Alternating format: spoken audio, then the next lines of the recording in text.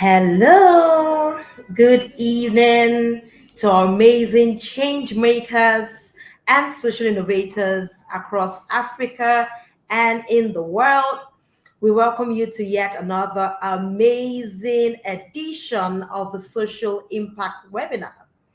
I'm super excited. I am your host as usual, and my name is Tori Banjo, the program director at Ideation of Africa.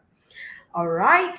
We already have in the studio our very quintessential guest speaker, Chinenye, and we will bring her on board very soon.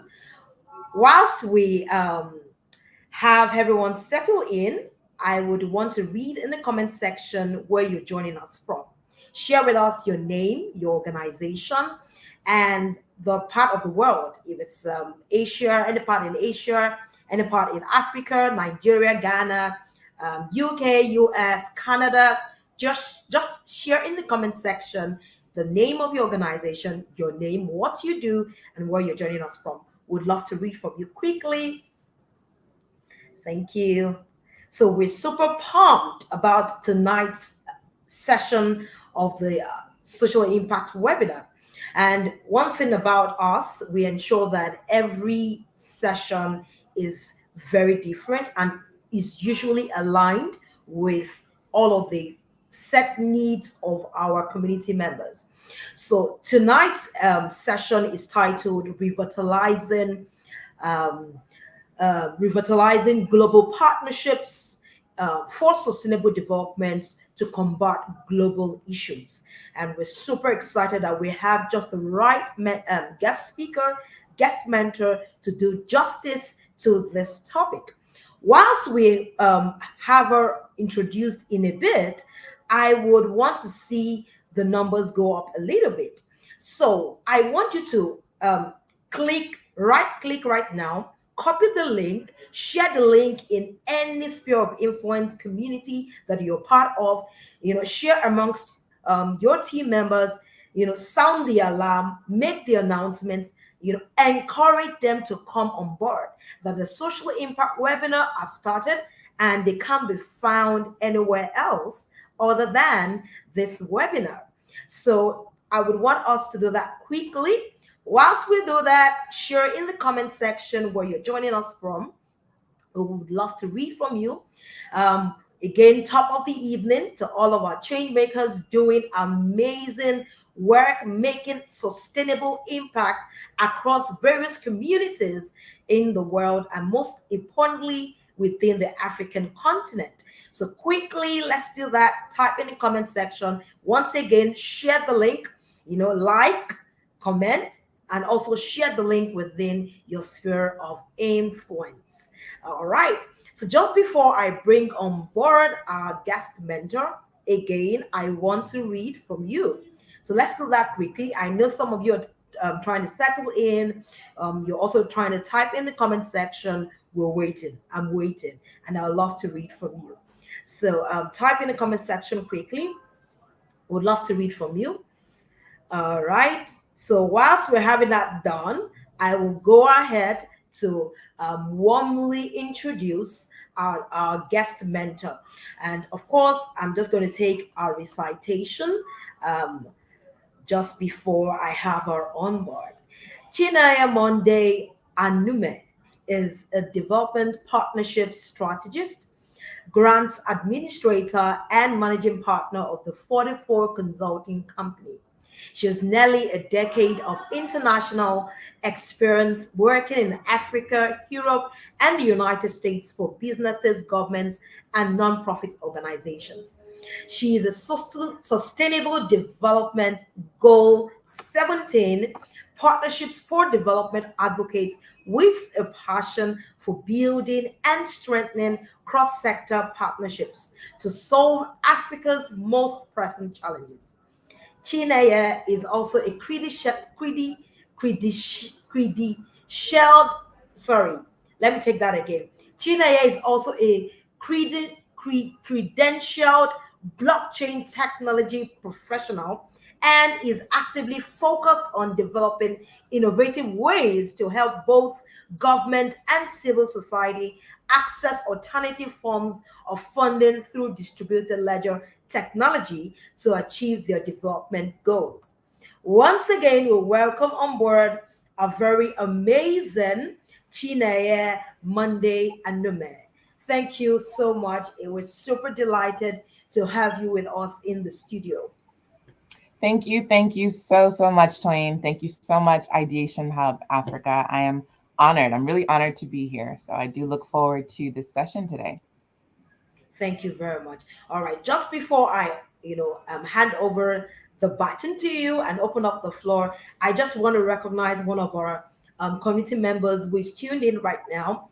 Context Studio is tuned in from North Carolina, USA. Welcome on board. We're super excited Awesome. to have you right here with us. Thank you for joining us. And I know many of our other team community members will be tuned in few minutes. Thank you so much. So over to you, Chinenye.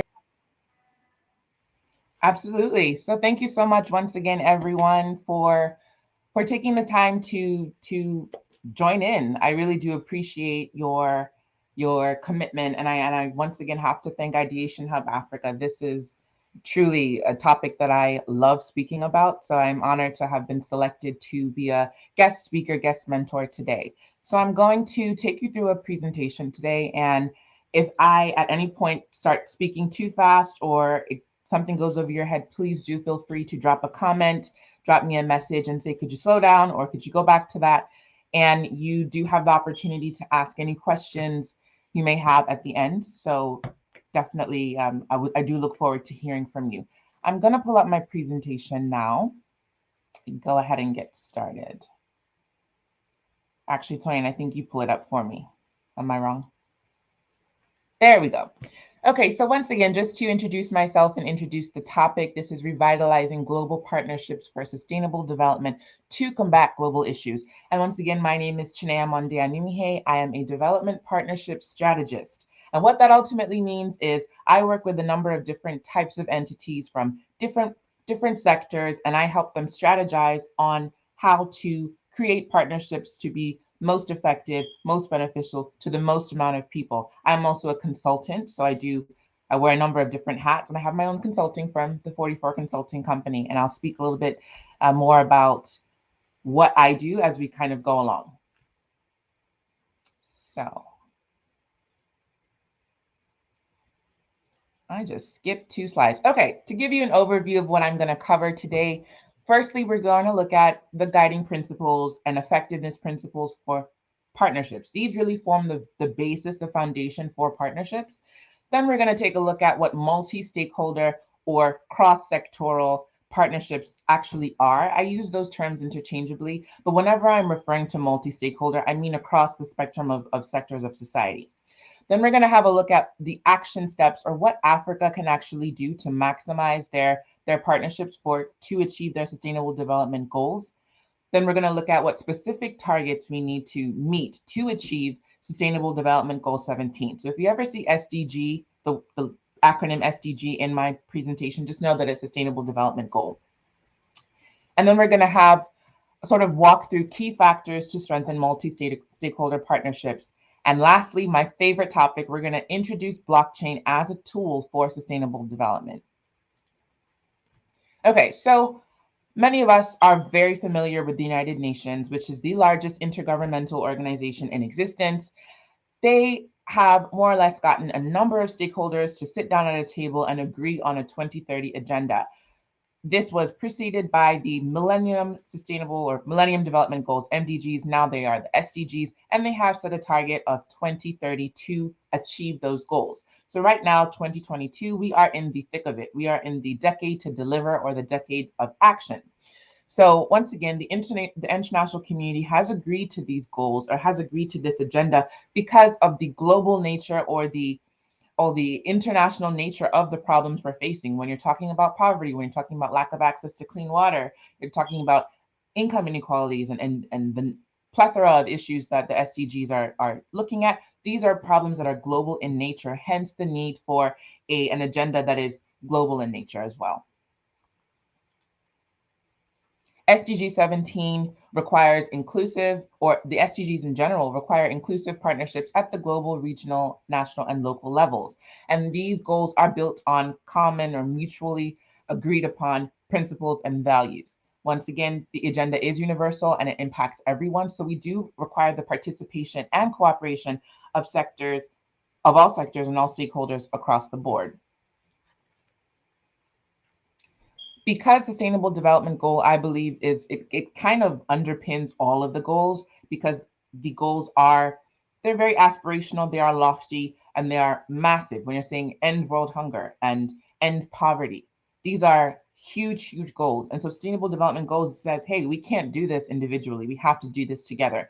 We have to have the participation of public and private sector stakeholders. We have to mobilize resources, we have to share knowledge and expertise. So one of the greatest examples of SDG 17 in action is the COVID-19 pandemic, right? So we saw actors from all over the world, all corners of the world, more or less mobilize their resources and try to respond to a massive emergency, a global emergency. And we continue to see the impact of 2020 roll over into 2022, and we don't know how much longer. But that is probably one of the clearest examples of multi-stakeholder or cross-sectoral partnerships in action.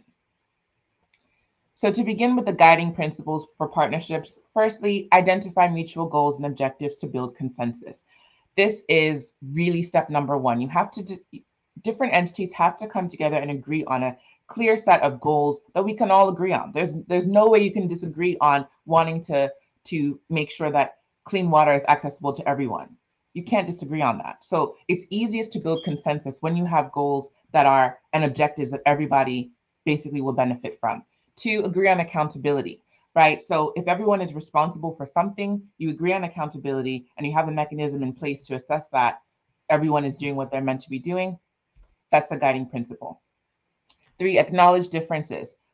When you are dealing with global issues, you do recognize that we have different types of economies. We have different capacity. So a country like the United States is far different from a country like Sao Tome in capacity. So you have to acknowledge the strengths and the weaknesses of all partners in an agreement, and also share resources. So if you do know that one country or one partner or one entity does not have access to certain types of resources, be it financial or otherwise, you should be able and should be willing to share those resources. Or if one country has more in population, for example, Nigeria, which has a massive population, you should be able to recognize, okay, we do have the manpower to help deliver on this particular goal, and we are willing to support you in this way. You have to ensure equal voice. This sort of piggybacks on the acknowledging differences. When you have larger countries, larger entities with more capacity, more resources, sometimes the balance of power tips in their favor. But as a guiding principle for partnerships, you do need to have everyone recognize that they have equal voice in a particular matter, no matter their size or their capacity. As long as they are equally affected by the issue, they should have equal voice.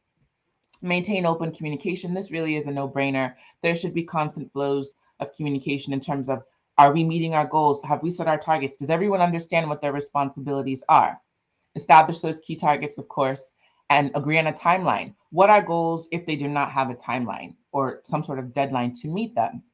And lastly, measure outputs and share benefits. You should have some sort of mechanism to measure your effectiveness, measure those outputs, share the benefits. Everyone should benefit from your partnerships.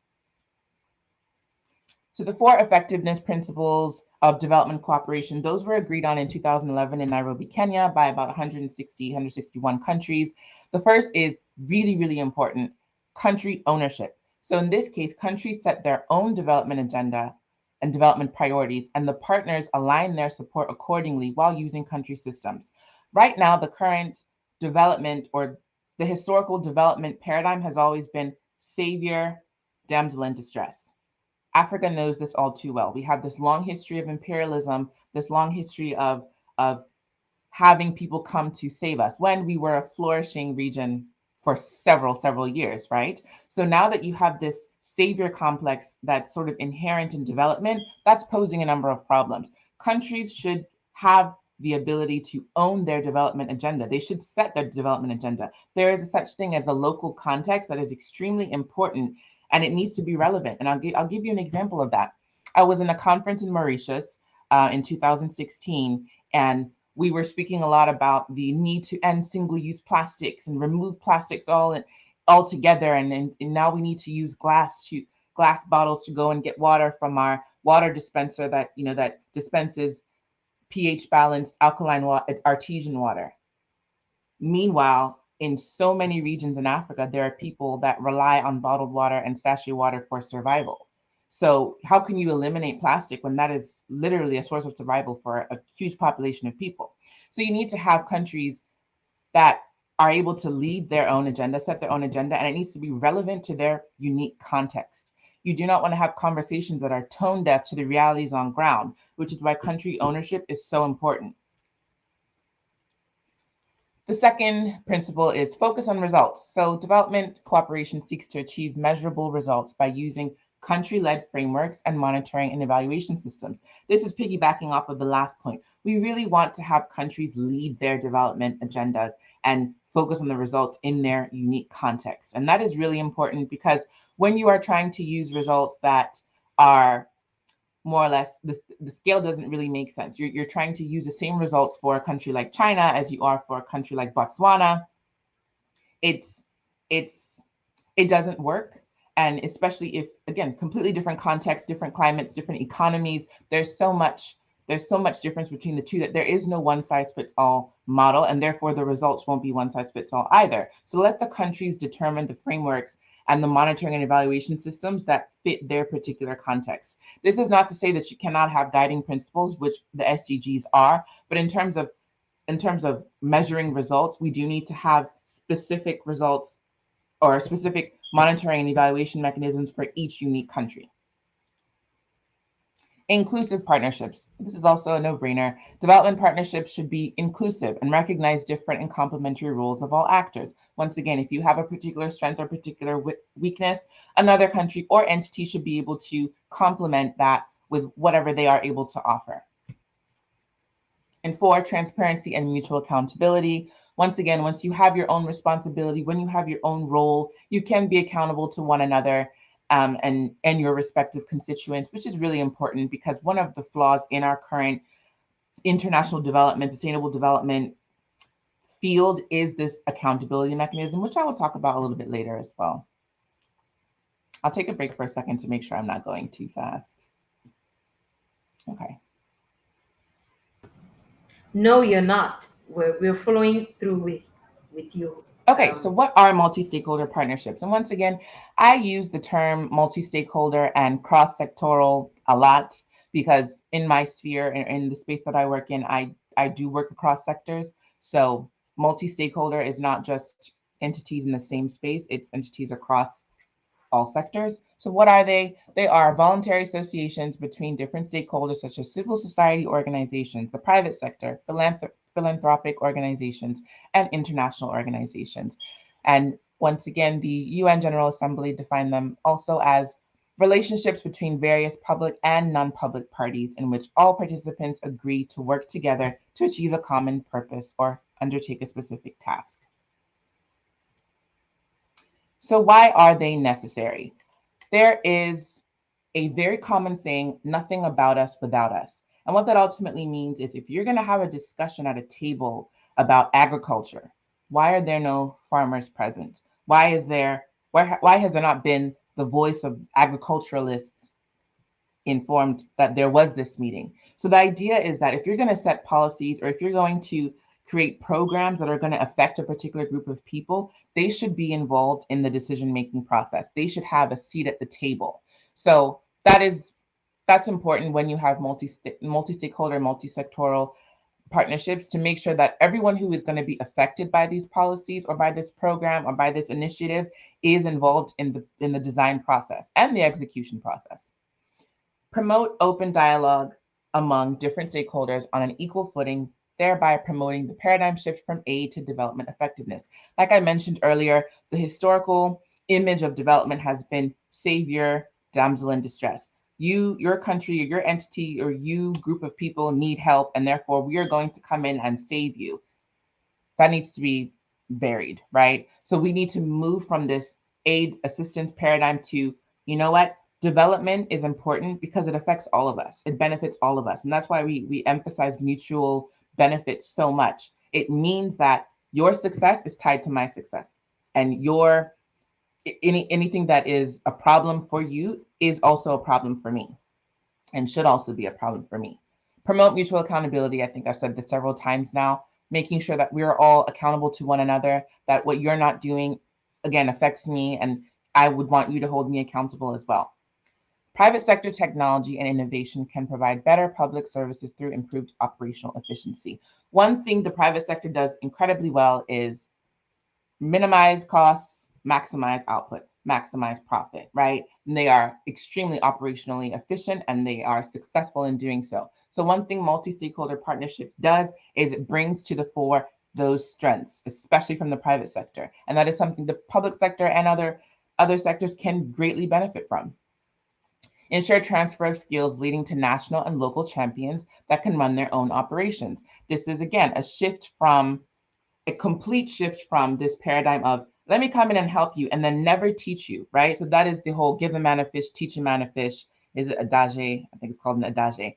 It is more beneficial in the long run to teach a man to fish than it is to just give him the fish and then disappear and then he doesn't eat tomorrow, right? So ensure transfer of skills allows them to be able to replicate that model and it empowers them to build something far more sustainable when you do actually teach them. That was one qualm I had with during the COVID-19, like the beginning of the pandemic, where there wasn't really a push for empowering local producers and manufacturers, and I'll talk about that a little bit later. But that skills transfer and empowering local people, that's really important. We'll talk about that in a second. Supplement limited public sector, I think it got cut off, resources. One thing with infrastructure, for example, infrastructure is a very capital intensive area. So if you're trying to build roads, you're trying to build buildings, those are going to require a lot of capital resources. Multi-stakeholder partnerships allow that everyone who can provide those resources is able to. Okay, these are a couple of examples of multi-stakeholder partnerships that are there are so many to name, but these are three in particular that I think sort of capture the essence of what they look like. So in the first case, you have a partnership to deploy technology and better data to protect rainforests. And in this partnership, you have Google, the University of Maryland, and Global Forest Watch. Secondly, you have another initiative, which is also climate focused. This has the public sector, finance, civil society, and an NGO called the Green Climate Fund. And then the last one is a sanitation focused initiative with Unilever. They created a partnership to address sanitation problems in India. And this had NGOs, banks, schools, people from all across the board that partnered with them. I think it was about like a $600 million initiative, which was, I believe, was really successful. Okay, so these are actions for Africa. Africa, as we know, deals with a multiplicity of challenges. Africa's participation in multi-stakeholder partnerships should be based on principles of mutual benefit and solidarity. When you do not focus on differences, on what divides us, and you focus on what would be mutually beneficial, that is really the way forward in terms of sustainable development for Africa. And this is sort of a repeat of the underlying principles: mutual objectives, build consensus, acknowledge differences, ensure equal voice. That means even though Nigeria and South Africa are the largest economies, that doesn't mean that Kenya or Botswana or the Gambia do not have equal voice, right? And that is actually a huge problem that we do need to address. Establish targets, agree on a timeline, measure outputs. These are all the same underlying principles that apply generally, should also apply for Africa. So in terms of like actionable steps, once again, start on common ground. Okay, if we can agree universally, these are the issues or these are the challenges that are affecting us, even if it's in our local context, because of the overarching principle of the Sustainable Development Goals being we are a global community or we are a regional community in Africa's case, and your problems affect me. whatever challenges you are having as a country, as an entity, as a civil society affect me, which is how powerful a protest or a movement like MSARS is because it impacted so many people all over Africa. It actually ignited, it was a catalyst for so many other movements in other countries, which is very, very powerful. We were able to identify a common ground. We had a set of common issues that we were able to agree on. Then also invest in the localization of the response. In 2020, just at the beginning of the pandemic as well, I attended an event at the Central Bank of Nigeria. And this was, again, the beginning. It was like March of the pandemic. And I think there was a CBN governor and then the deputy governors. And then there were also a couple of ministers who were there. And they were all kind of discussing sort of what Nigeria's response to the pandemic would be. And then they kind of started talking about importing or getting, I think it was like hand sanitizers from abroad. And a woman raised her hand and she said, "My name is Mrs. So and so, and I'm a producer. I produce hand sanitizer locally. Why are you going or looking at solutions from abroad when I produce that locally?" And everyone stood up for her and clapped. And of course, the ministers asked for her contact details, and it was a great opportunity for her. But the point she was making was so clear that our response to disasters, our response to development crises, we do have the ability as a region locally, if we're able to empower our local producers, our local manufacturers, our local players, we do have the ability to respond to a number of our problems. Not all of them, of course, but a number of them we do. And that feeds into the next point.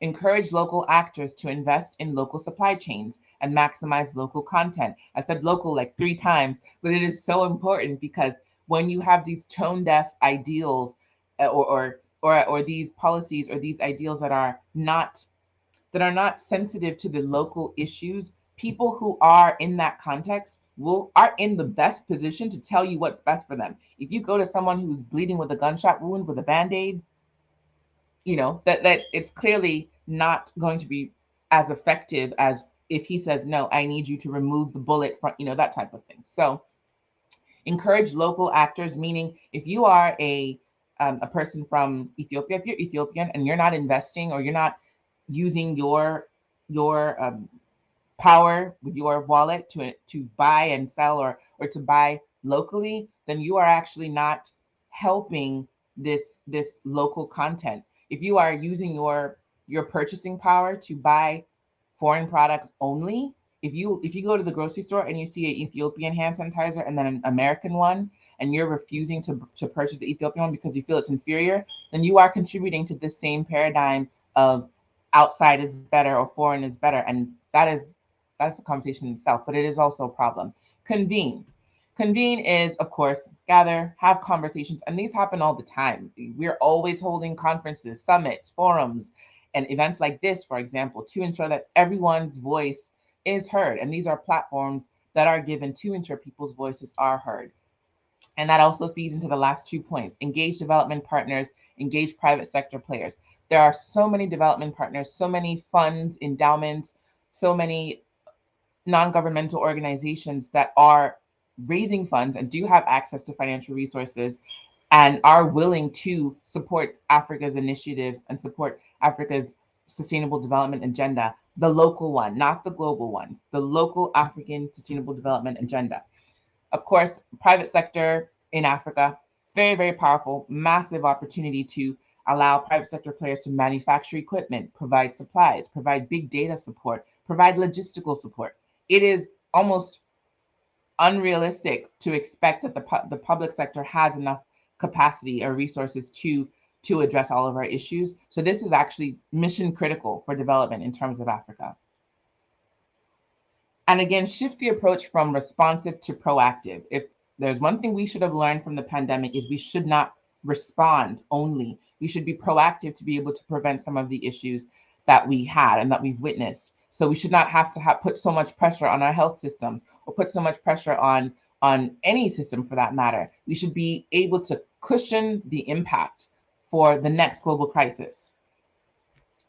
Change from a project-based model to an institutionalized model. Fully integrate development ecosystems because of the important role institutions play in stabilization. And that ultimately just means policies, policies, policies. You should be able to legislate or entrench our development principles or entrench our agenda into pretty much everything we do at the local level. And this is not just for countries, this is for all entities. It can be for schools, it can be for your NGO, it could be for your corporate entity. Find a way to integrate your overall development agenda into everything you do. And then do no harm as a guiding principle. Of course, Africa has gone through a lot as a region over the last millennia. So this is ultimately, you need to try and do as little, if not at all, harm whatsoever in your effort to develop as a region, as a continent.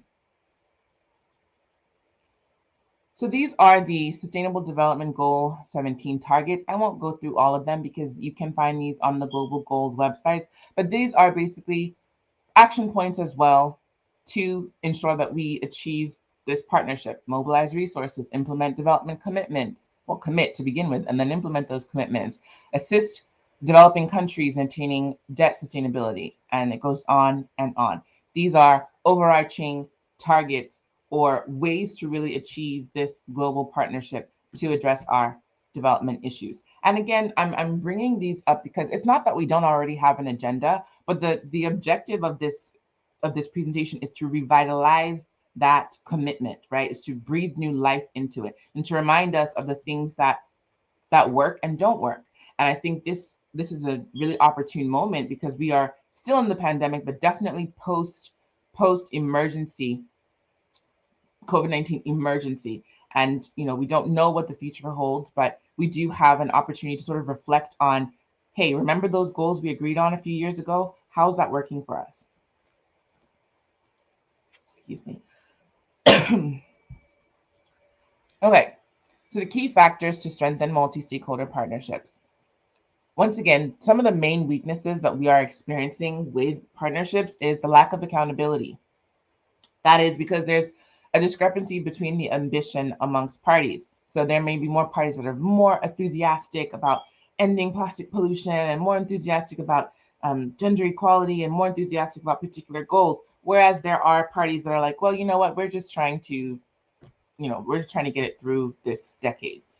And that obviously is causing a lot of issues because if your priorities are not the same, and if there's this discrepancy in terms of what you're able to achieve in a particular time frame, there will be a lack of accountability, lack of clear, quantifiable, and time-bound targets. This is why it's so important to have country ownership and to localize your response, because once you do, you are able to set very, very localized, but very, very contextualized and reasonable targets and goals for yourself as an entity or as a country. Perpetuates the donor recipient model, which I have said several times, that, hey, we're here to help you, and you are the beneficiary, you are the benefactor, which has a very strong psychological impact on your recipients, on the people that are on the receiving end of international development aid assistance. That psychological impact, I do not think we talk about it enough, and I do think we need to revisit how we approach development in terms of psychology. I'm not a psychologist, so I would love to have someone that is very qualified to speak to that, but it's extremely important. And that is one reason why a lot of people do shy away from some of these more global, international conversations, because you do feel like it is the approach, the language is condescending. So when you're dealing with multi-sector, multi-stakeholder partnerships, and this also goes for civil society, if you are in a public-private partnership with members of civil, or let me just say, if you are in a multi-sector partnership with members of civil society and corporate entities, and you're a corporate entity CEO or maybe head of corporate social responsibility, and you're speaking to the civil society leader in a condescending manner, that is also very problematic. Everyone should have equal voice and be spoken to with the same amount of respect as you would expect. So, okay, multi-sector or multi-stakeholder partnerships can complement existing international commitments to foster progress towards achieving these internationally agreed upon goals. So, okay, once again, we already have commitments. I think we are very clear on what we're all trying to achieve for the next, not even just 10 years, for the next decade not the decade, I'm sorry, next century. We're very clear on what we're trying to achieve. What we need to do, again, is revisit them, breathe new life into them, and adjust them to each country-specific context or sector-specific, depending on what it is you're trying to achieve. Okay, main weakness, another main weakness. Due to their ad hoc nature and their focus, mostly short-term, and again, sometimes very vague, these partnerships have a poor track record in promoting systemic change. This is a huge problem. When you're talking about, and again, COVID-19 is a great example. In Nigeria, we did have the Coalition Against COVID, and I'm not sure many people have heard from that organization since, and they could be doing great work, but it was just very responsive, and it was literally ad hoc to address a specific need at a specific point in time. So there wasn't a lot of longevity, and that is a huge problem when you're dealing with multi-stakeholder partnerships. It's like we are energized for this particular moment, but we don't think long-term. We're just trying to address a specific issue at this time. So we do need to have conversations around longevity and commitments that are much more long-lasting than these sort of short bursts of, we need to address this quickly, and this, and then the energy dies down. So to address this, make sure there's a compelling narrative that the goals or the issues you're trying to address are truly universal in nature. And then, of course, play to your strengths. Ensure that every partner or every member of this partnership is able to contribute no matter what it is, even if it's just ideas, even if it's just organization, administrative. They should be able to see their contribution as valuable. And then national targets and indicators to reflect the specific contributions of each country depending on their particular context. So lastly, I am going to cover blockchain. So I'm not going to go too deep into blockchain because I do know that it is very complex. And I know that we may have varying levels of knowledge about this topic, but the idea was really birthed from innovation. When you are considering development, we do have this normal, we're going to Western Union funds to this organization in another country that is just from a distressed community, and it may take 3 to 5 days to get there, but ultimately it's going to get there. I became interested in blockchain because I was looking at ways to send funds or to have cross-border transactions more fast, more efficient, and blockchain really presented one solution to that. So blockchain is a public, trustless, decentralized digital database that stores unmodifiable data. To break that down, to be public, that means everyone has access to it. So you can go onto the onto the internet, and you can look at the Bitcoin blockchain, the Ethereum blockchain, the Solana blockchain, and you can see transactions happening live. The idea is that everyone has access to it as long as you have access to the internet. And that is revolutionary because one thing we do know in the development world is that a number of people do not have access to financial services. So when you have a platform or a database that is universal, it is a game changer because all you need to do is have access to the internet. And in Africa, we do know at least 50% of the population has access to the internet. So it is decentralized in the sense that there is no central authority, there's no bank, there's no government, nobody has control over the blockchain. So that means anybody, anywhere can get access to the blockchain, and it is decentralized, meaning no central authority controls whether you do or do not have access to it. It is trustless, meaning, again, you don't have to put your trust in anyone. You are pretty much autonomous and you have access to interact with the blockchain. I'll talk a little bit more about that in a second. So where can blockchain be utilized in development? Peer-to-peer transactions. So I have, for example, donated to an organization that focuses on disaster relief via the blockchain. They have their own cryptocurrency, and I won't go too deep into that because it may get a little complicated, but I have been able to send directly. There was no Western Union, there was no other entity in between myself and the recipient. I was able to send funds to their disaster relief initiative directly, instantly, in fact, because that particular blockchain we were using, the Ripple Ledger, is very, very fast, and they pride themselves on having that expediency. Another way to utilize blockchain is supply chain management. This is, again, transformative in the sense that you can use the blockchain to monitor every step of the supply chain process. So from manufacturing to storage and to, after that, maybe to logistics, from one place to another, you're able to monitor that movement, monitor that activity. And that is important because, again, the blockchain is public, it is trustless, and you cannot alter the data. So if there's data that shows in the blockchain that an item is at a particular location, nobody can cross it out and say, nope, it wasn't there, because everyone has access to it and nobody can modify that data. Because blockchain stores data in blocks and they lock it and create a new block once that block is full. So that pretty much means when all the data is filled in one section, it locks and it moves to the next one.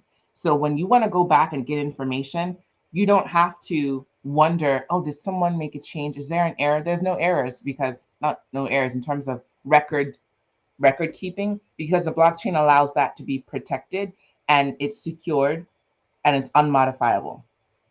That also goes for government and healthcare in terms of record management. The blockchain presents an opportunity to store information. If there's one thing that Africa as a region struggles with, it is record management. Many institutions are still dealing with paper-based record keeping, and that is incredibly problematic, because when papers go missing, when people are erasing, then obviously there becomes, that just opens a whole Pandora's box of issues. So when you are looking at the possibility of blockchain and improving development, one way is record management. Another issue that a lot of people struggle with or have issues with in real estate, for example, is title and who has proof of ownership, or deeds, who have proof of ownership to particular real estate. You have people or situations where landowners sell the same piece of land to two different people, and then there's this whole long issue of legal issues and legal problems that come up. When you have blockchain, for example, you do address a huge part of that in terms of data that cannot be modified, cannot be changed. You can access the blockchain and determine that this plot of land already belongs to someone. You cannot resell it to somebody else. And I won't go into the mechanics of all of that, but this is just to give you an idea of new ways to look at development, because we are always just sort of looking at the same model of sending funds via wiring funds to an NGO, or just looking at ways to access resources through very conventional ways. And again, the blockchain presents a unique way to be able to do that. Through crowdfunding, there are so many opportunities to send funds almost instantly or within the next couple of hours without having to go through conventional routes. And especially there are some closed societies that are not allowing people to send funds, one of them being Afghanistan, another being Egypt. These are two closed societies that people are struggling in. There are people that are severely struggling. And if you're not able to send funds via bank transfer, you do need to look at alternative ways to get funds to people who are desperately in need. Financial inclusion. This is another opportunity for the blockchain to help support the sustainable development agenda. Financial inclusion, once again, everyone who has access to the internet can access blockchain. And even our own governments recognize that. That is why central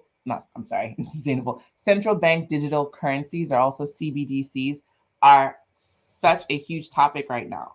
Those are pretty much digital tokens similar to cryptocurrencies issued by a central bank. They are pegged to the value of that country's fiat currency. And fiat currency is basically dollar, yen, naira. That's fiat currency. So if governments are looking and they're actually scrambling for ways to understand blockchain, that should give you an idea of what's to come. They are recognizing that there is an opportunity for people to access financial services via the blockchain. In the financial services sector, we do talk a lot about the unbanked. These are the corners of society, which is a huge part of society, that do not have access to financial services within a reasonable radius. So if they have to walk several miles to their nearest bank or ATM, blockchain is on your phone. It is on your mobile device or your any device that you have that accesses the internet. So even governments are looking at ways to utilize blockchain to bank more people. And across Africa, as we do know, people lack that access. So government is even trying to get ahead of everyone who doesn't know or isn't familiar with blockchain, to be able to create their own e-naira or their own digital currency, or USDT, or all of these currencies that are pegged to national or to fiat currencies. They're trying to get ahead of it so that they can maximize it for themselves. So CBDCs can provide businesses and consumers with privacy, transferability, convenience, accessibility, and financial security. And they can also reduce border transaction costs and provide those who currently use alternative money transfer methods with lower cost options. Lastly, in terms of development, a lot of people who may not be familiar with blockchain, they may have heard of the metaverse or metaverses, and they may not really know like how they interact. Just know that blockchain is a type of technology. It is the underlying technological infrastructure that metaverses are built on. And to give you an idea of metaverses, I know that most people probably just know the metaverse as a virtual environment, which it is. So that is ultimately one way to look at it. So if you look at a game like Axie Infinity is like its own metaverse. It is its own video game where you use virtual reality glasses, or you can just use your phone to access this metaverse. So Axie basically has this NFT called Axies. And NFTs, I won't go into too much of it, but they're non fungible tokens. And they are pretty much just a digital certificate that says, I own this character. So back in the day when we were playing Super Mario Brothers and Sonic the Hedgehog and all these other games, you didn't actually own the character. You just played the game.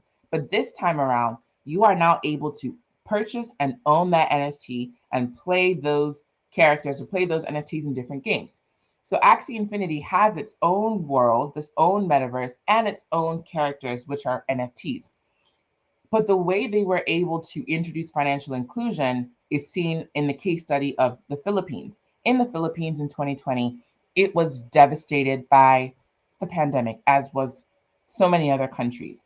And there was a newspaper article that came out that pretty much spoke about this game, Axie Infinity, where you can use these gaming characters, these Axies, and you can play with those characters. And when you play their games, you win currency and you win their token, which is like AXS. It's AXS is the acronym. Well, not the acronym, it's the name of the token. And ultimately, what you're able to do with those tokens is convert those tokens to cash, and which is really, really important to note because a lot of people don't see the income yielding ability of NFTs. And this is one of them in gaming. And it's actually a massive industry. So in the Philippines, they discovered, wow, I can use Axies, play with them in games, and win money. That's incredible. So what they started doing was they started looking for ways to either purchase or rent or borrow from willing people via these scholarship programs. And those scholarship programs basically are peer to peer.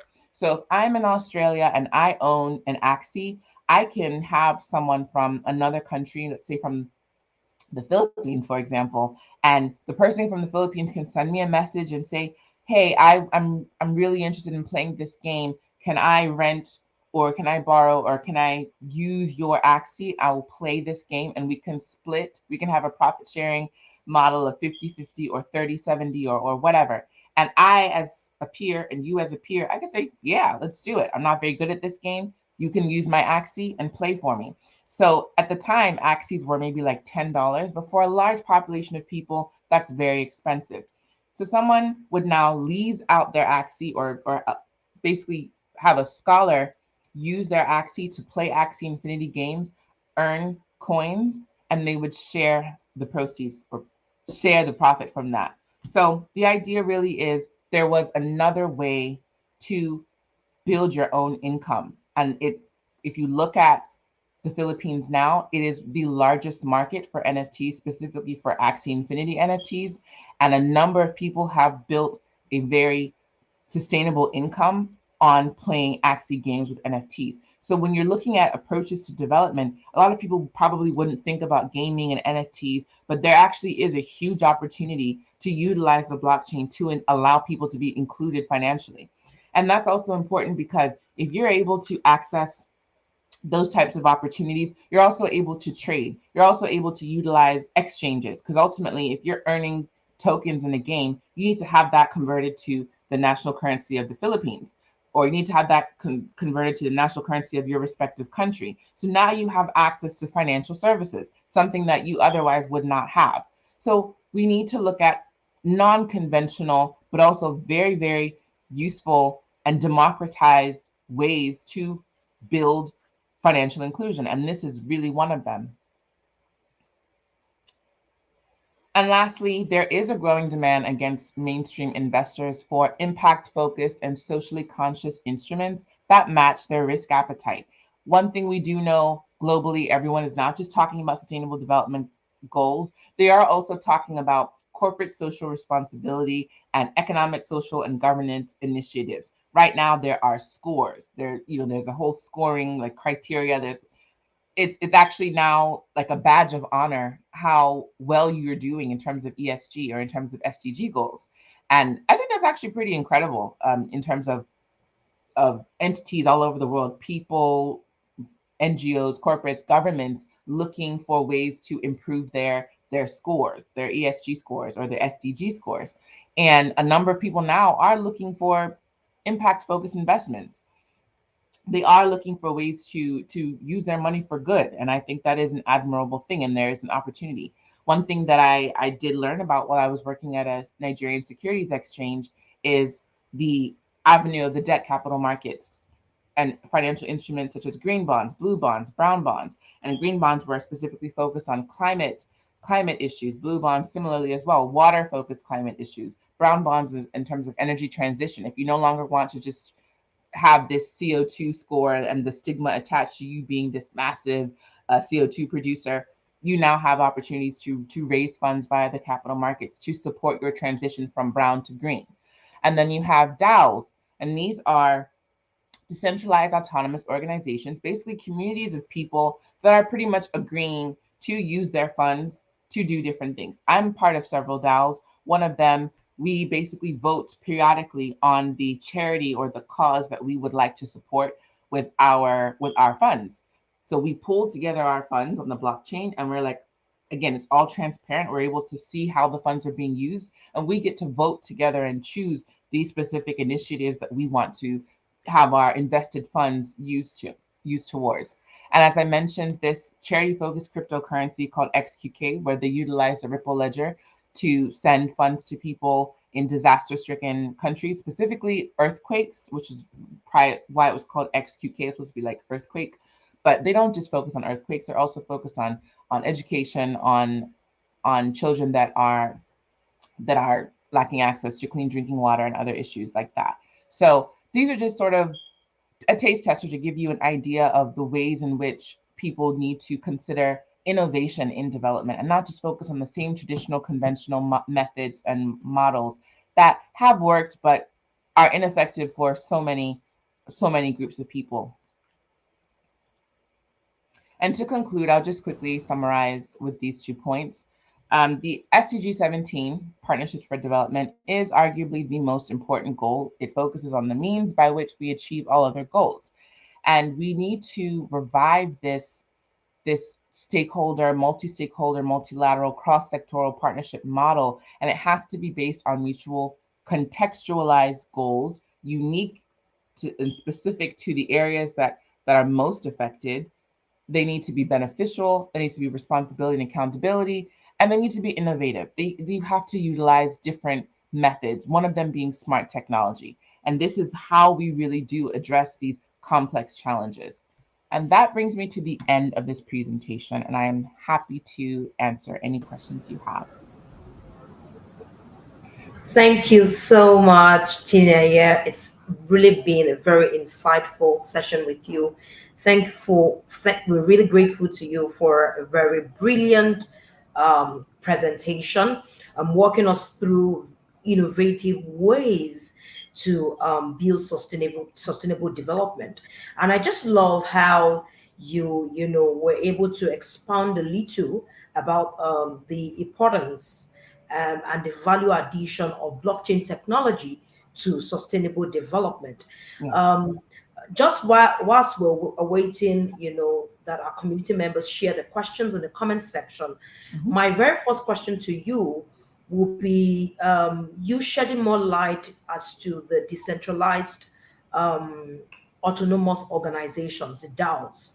Mhm. What examples or what kind of organizations form the DAOs? Mhm. We want let make it more very very practical. now cutting across the different maybe impact areas and within the SDGs, citing examples of organizations. Yeah. Okay, so a decentralized autonomous organization is honestly it's as it sounds, meaning there's no entity that more or less controls it or determines how it operates. It is just a group of people online who agree to build a community. And they are created around different things, different issues. So my particular DAO was created at, well, one of them, because I'm in a few, but they're created around an investment that I made. So I invested in a particular NFT project, and we created a DAO around that, all the investors. So you can create a DAO. It doesn't have to be specific to an NFT or to a metaverse, but if you are interested in a particular online community, because ultimately it is an online community, you can either join one or be a pioneer and create your own. So if you're talking about for example, a blockchain specific project, there are so many projects that people can research, and there are different sources you can look at on Twitter, for example. Discord is pretty much where the blockchain focused DAOs congregate. But the idea is that something brought you together, right? And in our case, we're investors. And it was the investors who said, we also want to build community by allowing everyone who has invested in this project to have an equal voice and to agree and vote on how we are going to run this community. And we're also going to vote on how we use our funds. So we created a sharing structure. We're going to say, okay, not sharing, but like a structure that says we're going to use 20% of our funds to do this, 60 to do this, 20 to do this. We all voted on how that works. So people are creating their own DAOs, and that's the beauty of blockchain and Web3. Web3 basically meaning the internet that's not owned by anyone. So it's not owned by Facebook, Twitter, Instagram, nothing. It's the internet that is anyone, anywhere, that you pretty much are building your own communities and creating your own worlds. So the beauty of it is you just meet people in these spaces and you agree based on whatever mutually shared goal. And in our case, it was an investment. And then we start voting on how we are going to use those funds. So if you have any other specific questions about like how it works, I can follow up with that. Okay, great. Or it's super clear. So Mhm. now, just now, tying it into these innovative ways of how African leaders can leverage smart technology to birth innovative strategies for Mhm. solving its pressing problems. Taking it home, Africa is almost, let's say, lagging behind when it comes Mhm. to the achievement of the SDGs by 2030. So I just want you to share with us how the African government and leaders can explore these creative ways or innovative ways in achieving these SDGs by 2030. Yeah. So the number one thing that I will say is Africa is incredibly innovative. Like if there's one thing about Africa's youth, out of necessity, we are innovative, right? And I am incredibly impressed with our tech sectors. I'm incredibly Yes, impressed with the ability for Africa's young people to make something out of seemingly nothing. So it yes, is in African government's best interest to engage young people who are innovating. And that's why I'm so passionate about cross-sectoral or multi-stakeholder partnerships, because one thing that we can get from the private sector is that innovation, especially young people. yes, And as we yes, all know, especially like, for example, in Nigeria, we have a thriving tech sector. And if they yes, just are given tools, I'm pretty sure that any tech hub right now, if the government were to give them funds, they would know how to solve so many of our problems. What they yes, need is an enabling environment to build, to innovate, and they will solve problems. And that's why we have so many of these, what are they called? Not hackathons, but like these white hat hackathons and these contests and tournaments to solve a problem with innovation. If you innovation. give if you give the right resources to the average African young person, more than likely they have far better ideas on how to address a development problem than the government does. Yes, So I'm encouraging African governments, and this is something that I'm really passionate about in terms of consulting. You must engage, especially young people, but you must engage different sectors because they probably have a far better way, design, execution model than you do. I'm not saying that government doesn't have any ideas, but if you're looking to improve on, if you're looking to innovate, if you're looking to find if something isn't working, you must engage Africa's youth. More than capable, more than capable. Thank you so much, Chinenye, for that Mhm, very powerful response. mhm. There's a question here in the comment section from Yeah. Context Studio. It says, fascinating and nutrient dense presentation. Okay. Thank you. How can smaller organizations and grassroots initiatives make connections to establish partnerships?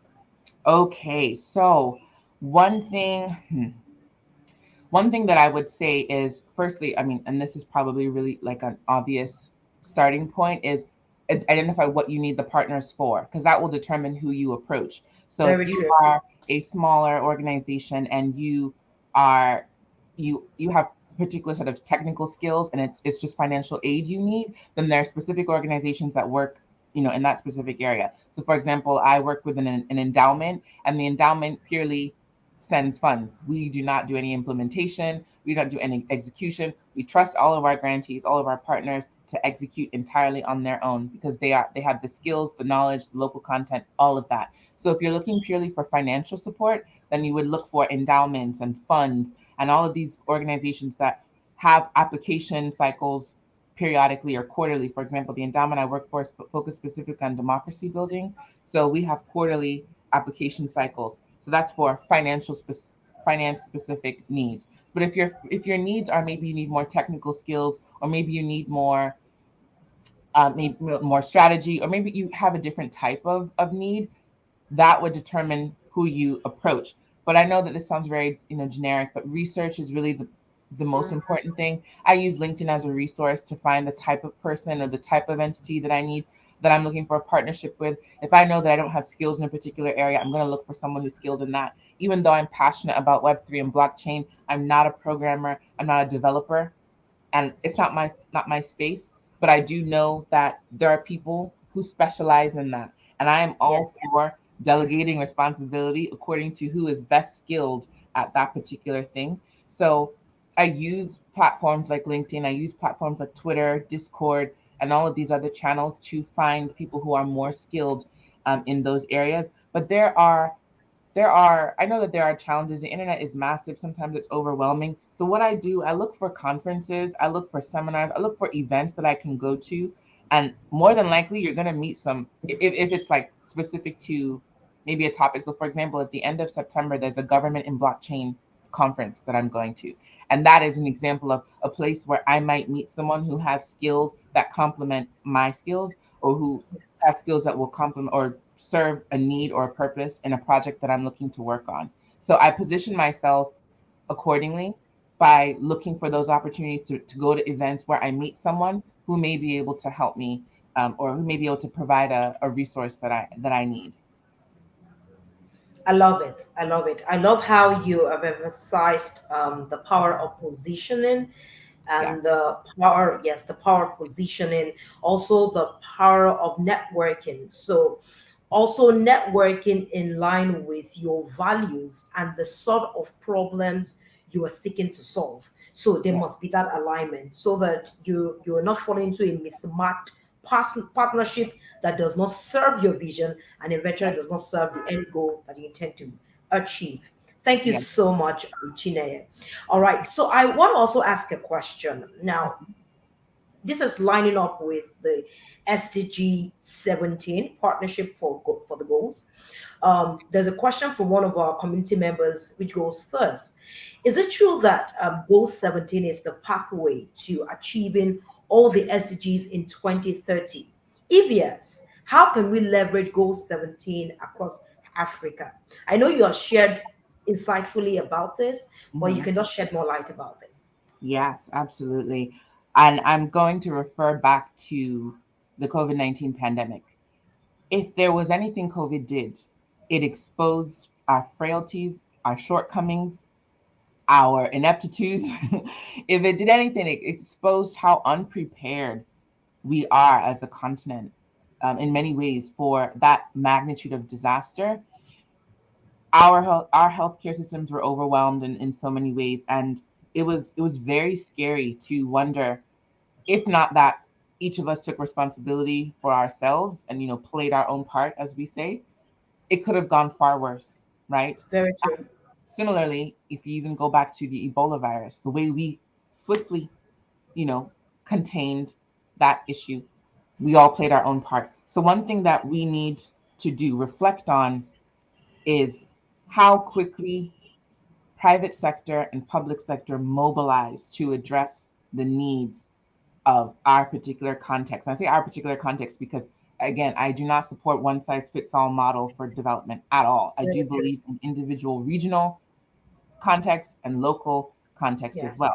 So I would say that Africa and countries individually, because you know how they say like you have to make your bed at home before there's so many different adages and sayings, but if you start at the country level and identify what your development objectives and identify what your goals are, and if we can mutually agree across the board that, you know what, Botswana, Namibia, Gambia, Ethiopia, we're all facing similar issues, we can now strategize to pull in different members or different parties from different sectors and design a plan for ourselves. And I want each and every African country to lead that in their own country, to lead that agenda. So if we say these are the African development goals, this is Nigeria's development goals. And we do have, so for example, I was a part of a team, and I don't remember how I came to that team, but it was like Nigeria's 2050 agenda. And with all due respect, the number of people who are working on the agenda are far older than me. And I was shocked, Yeah. like, how many of you will I mean, with all due respect. So it was disheartening that young people Yeah. were not at that table. The people who Yeah. would be here in 2050, the people who will benefit from these policies or this agenda are not here designing it. That's problematic. That is problematic. Africa has an extremely youthful population, and we hear this all the time. But if we are not part of the conversation, we are doing ourselves a disservice. So, in terms of Service. Africa's ability to meet this 2030 agenda, we need to localize it. But more importantly, we need to make sure that the right people are at the table having these conversations so that it can be implemented locally and then contextualized in the right way that it should be. And young people should be driving not only the design, but the implementation. Spot on, spot on, spot on. Thank you so much, Chine, for the time spent with us. It's really been very insightful, very enlightening, and really educative. Thank you so much. I want to take a final question, or maybe a Yep. penultimate question, just before we round off this evening. It's really been a very light bulb, lighted session. Thank you also for how you again have re-educated us about the relevance of blockchain technology Yeah. to building or sustainable development. All right, so there's a question that goes first that says, we keep hearing how complex and messy the problems within Africa are. We can't we can say it's almost overflowed. A lot of Mm, people always say mhm. it's complex, it's messy. We know. You understand? So, but now the question that is being asked is saying, how can we create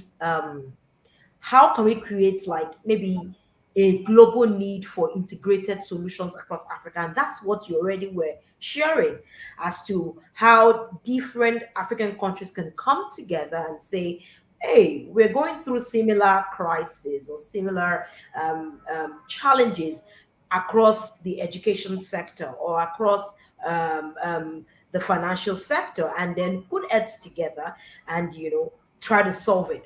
But nonetheless, in accordance with what the partnerships, the principles, guiding principles for partnership says, the countries must still own it, because in one Mhm. way or the other, you still have to locally contextualize it.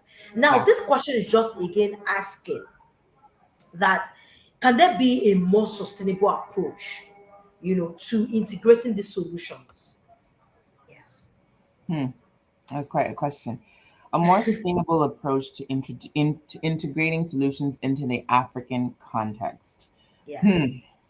I keep having to refer to the NSARS movement, and I know it's such a touchy subject, so for so many of Yes. us, but I bring it up because it was organic. It was birthed out of this. I wouldn't even call it anger. It was just I, I, anger isn't even a strong enough word to explain it, but it was an organic movement that was birthed out of a desire for more for our country. Yes. A It wasn't burden even for, just, yes. yeah, and it was like we all felt, on a day-to-day basis, we all felt the stress of Nigeria, felt the stress of Yes. Lagos, right? Traffic, everything. It was like we know, like you said, but there was a catalyst. There was a breaking point. They say the straw that broke the camel's back. It wasn't even the straw, it was like the log, but it was it was the right time. It was almost like, okay, we need to address this now. And Yes. it almost propelled us into this era of this needs to stop, you know? And again, it was youth led, it was so powerful, but it was intergenerational. It was a movement that it just encapsulated the energy and the perseverance and the it ends with us type of energy from young people. And that Yes. it was so authentic and it was so powerful that people all over the world, and it kind of was reminiscent of the Bring Back Our Girls movement, when people from all over the world were kind of like, oh my gosh, like there's this cry for help from Yes. Africa. And SARS was powerful because it was duplicated. I remember Cameroon, and then another, I think it was the Democratic Republic of Congo.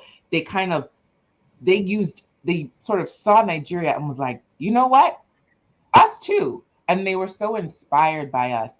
And I feel like the way that it's sustainable development, or addressing these real issues, becomes sustainable and actually becomes authentic, is when I feel like there has to be some sort of catalyst, and there has to be this mutual understanding that we don't want to go forward with less anymore. We don't The future that we desire, we can't all afford to leave the country and start another life in another it was like the 99% of us in Africa who cannot afford to leave and just up and start a whole new life.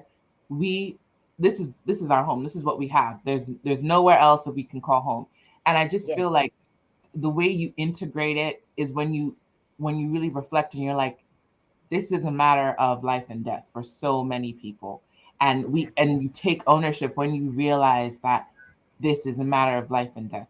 You take ownership when you realize that people do not want to suffer anymore, that the quality of life, and the internet is so powerful, the quality of life that other people are enjoying, I have a right to enjoy that as well. And so Enjoy. I'm going to take Exactly. ownership for my country, and I'm going to support this movement. I'm going to start this movement. I'm going to collectively agree that we are responsible for our future. So I do feel like we have a lot of important lessons to learn from movements like NSARS and Bring Back Our Girls, and other. I can't remember the French one, but the name in French for the Democratic Republic of Congo. I think it was Congo is bleeding and something else. When you take ownership and it's really integrated into like your, I don't even know how to explain it. It's very much spiritual, to be honest. But I do think that young people are going to have to be at the center of this. We are going to have to. There has to be a catalyst, and I do believe the catalyst has already come. I think it is a Yes. matter for us to see what the future beholds. I think Kenya is in an incredible place because they have just recently had an election, Yes. and Yes. we're gonna see the future, the direction young people are gonna choose. So we'll see how the next few months unfold. We have, I think, another election, Cote d'Ivoire, another francophone country. Then we have Nigeria in February. This is a critical point, and a Yes. lot of young people are going to decide the future for Africa. And I'm just Yes. going to leave it there because, in terms of a catalyst, I think we're going to have it. I think there's a lot to be seen, and I do believe development will be determined by the. I mean, the future of Africa in terms of sustainable development will be determined by the next few months. Let's just say that. Yeah. Yes. Very, very, very true. Thank you so much for those wise words, Chinenye. All right.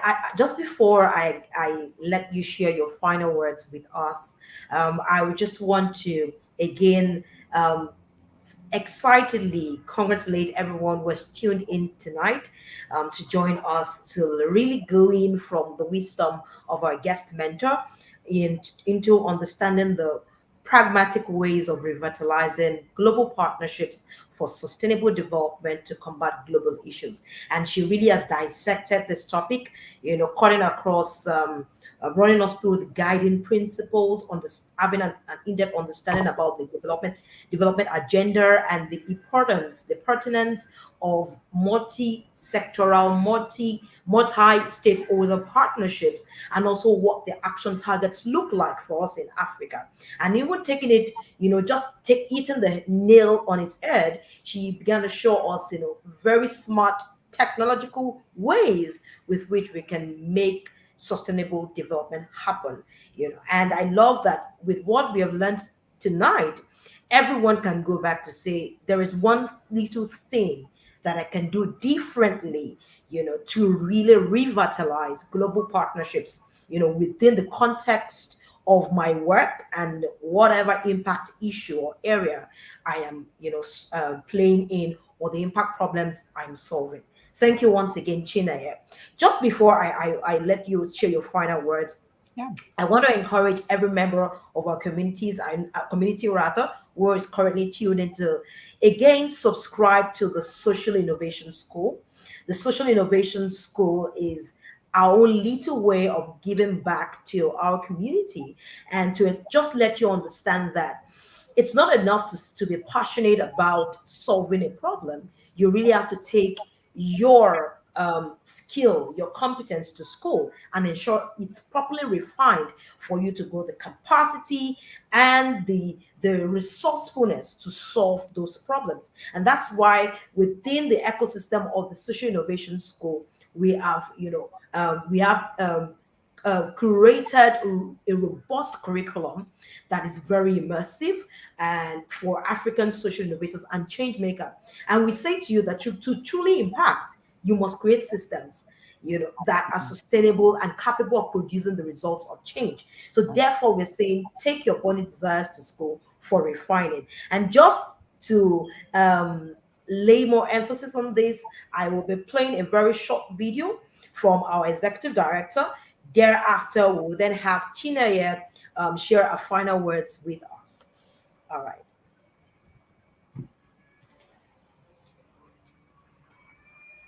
Social innovator really needs to go global with their vision and really be able to move from where they are to where they want to get to, creating change and catalyzing development in their community, country, or continent? My answer is always the first being education. If you really, really, really believe in the vision that you carry to solve a pressing problem, to open up new opportunities, and to deliver transformation in any impact area, healthcare, energy and environment, vulnerable children, economic empowerment, whatever it is, you really require best-in-class thinking and tools to be able to do better. That is the work we do at the Social Innovation School. And it gives me great joy to introduce you as well as welcome you on board into this phenomenal learning immersion. At the Social Innovation School, we've got a number of courses cutting across the key competencies for any change maker to really trigger development outcomes through the work that they do. Whether you're an organization and you're thinking to take your team members through the Social Innovation School, or you want to be a sponsor empowering change makers who don't have the resources but have the passion and the vision to get more done with their work, or you are yourself a change maker and you want to invest in the kind of personal development that changes the game for you as a social savior, then the Social Innovation School is where you have to be. We recognize that this decade, especially for Africa, is a decade where social innovation is going to quicken the prosperity we want to witness across our countries and through nation building. Permit me to once again especially welcome you on board the school with our different courses, amazing learning communities, and the tools, workbook, resources that you need to shift your paradigm as well as to get the work done on the field. We can't wait to welcome you, and it's going to be a phenomenal journey with you. Ideation Hub holding your hands into the future we're creating together. Thank you.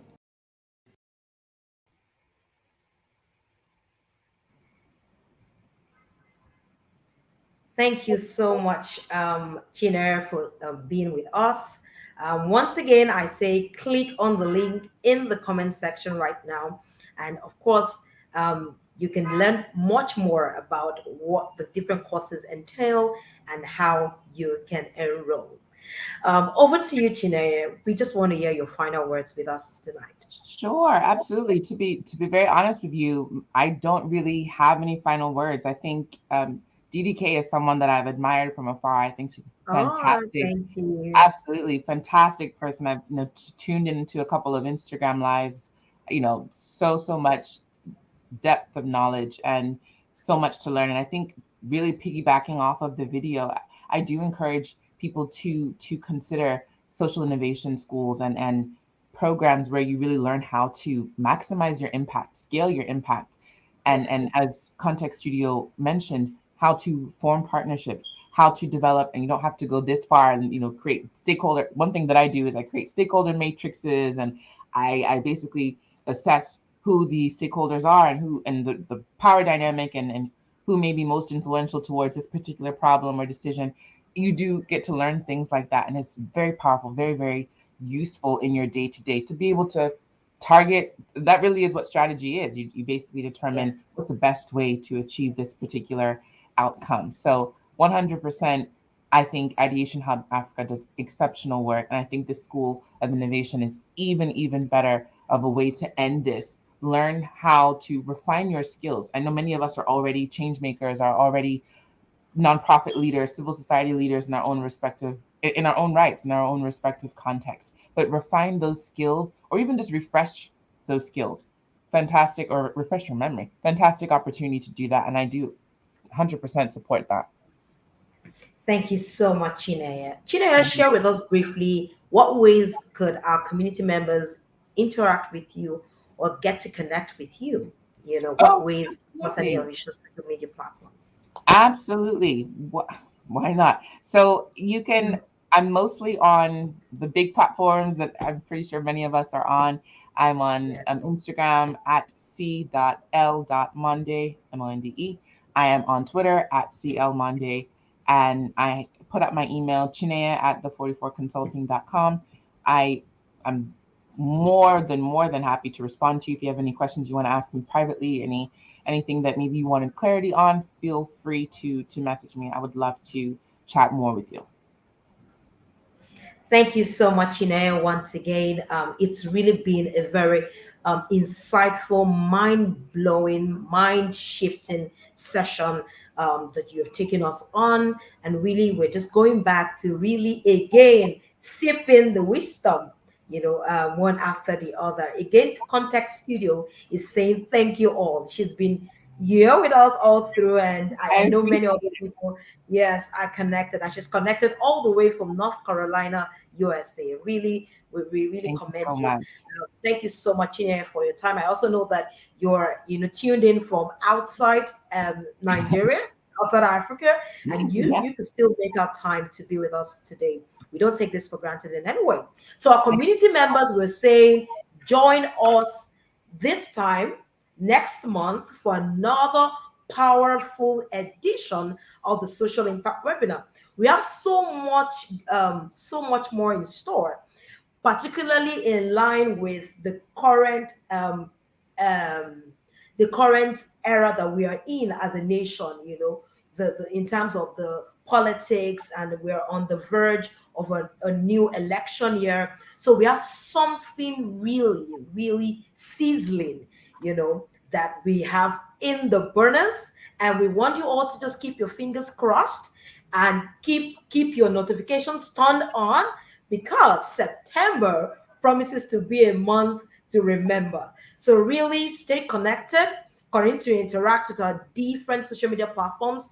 Connect with us, interact with us, and again, we have shared in the comment section Chinenye Monde's contact details, so you can all definitely shoot her an email if you need further clarifications as regards the utilization of blockchain technology to sustainable development. Once again, to our amazing change makers and social innovators out there making sustainable impact happen, we say keep on doing the work, keep on striving, and also know that if you change one life, you're change a nation. So don't give up. You're right on the track. Right, rather, you are on the right track. And with us in your community, you plug into the ecosystem of Ideation of Africa, we will never leave you alone. We are here to continue to provide the guidance and the mentorship through all of our very robust educative content, and we charge you to please interact with them. For instance, this is offered free. This webinar is totally free. Again, you have an opportunity to tune in, watch the replay, and also invite those within your spheres of influence to also watch the replay as well. So please stay plugged in, keep your notifications on, and we will see you this time next month. Once again, we say enjoy a lovely evening. All right.